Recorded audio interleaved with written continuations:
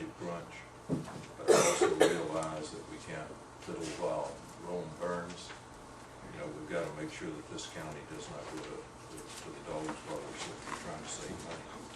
So I think a combination of all of these is what we need to do. So if you could get with Greg, let us know what we need to do in order to make this possible.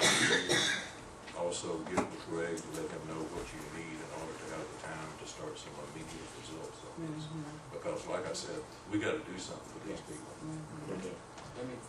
That's my biggest concern, is like, if you can go up there and do something about the tires and that junk sitting in the backyards first, maybe, and let people start seeing that's going to be hauled out, I think, and maybe the sheriff can have his deputies help you too, seeing things, you know, or if somebody's doing something, so, because they're patrolling up there, and that would be real helpful. Mr. Chairman, the only comment that I want to make is, when we do this, we don't need to make it like a bail case with animal control. Yeah. I know.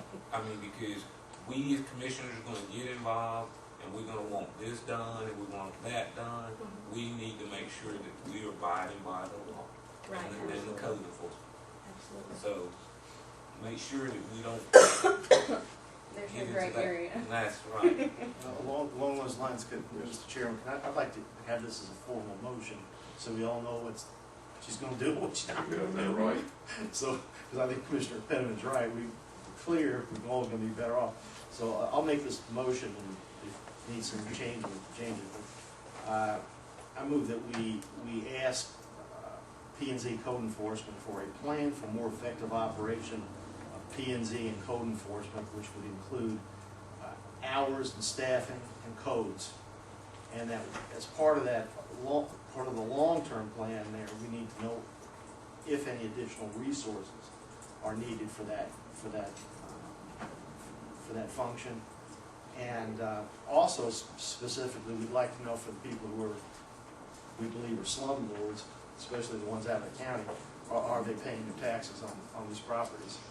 And is there any recourse we can take along those lines? We have a motion on the table. Is there a second? Seconded by Commissioner Patrick. We have a motion. We have a second. Is there any further discussion?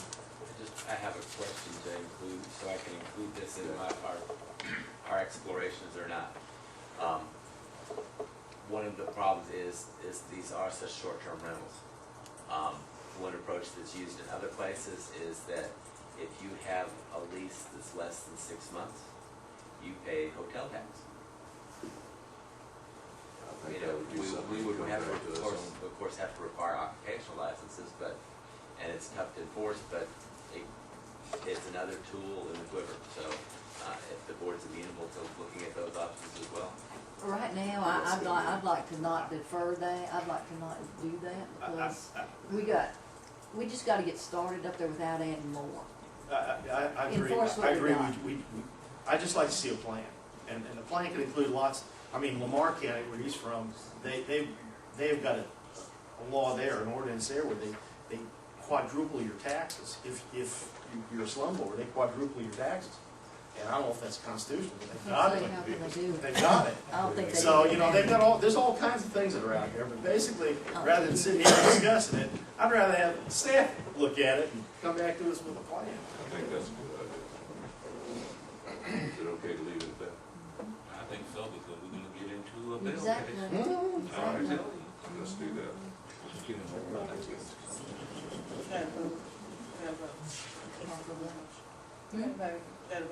We hadn't voted yet. No, I just didn't need Shirley to. Oh, okay. Shirley for that. Okay.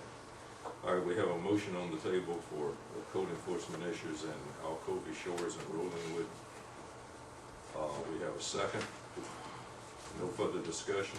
All those in favor? Unanimous. Commissioners,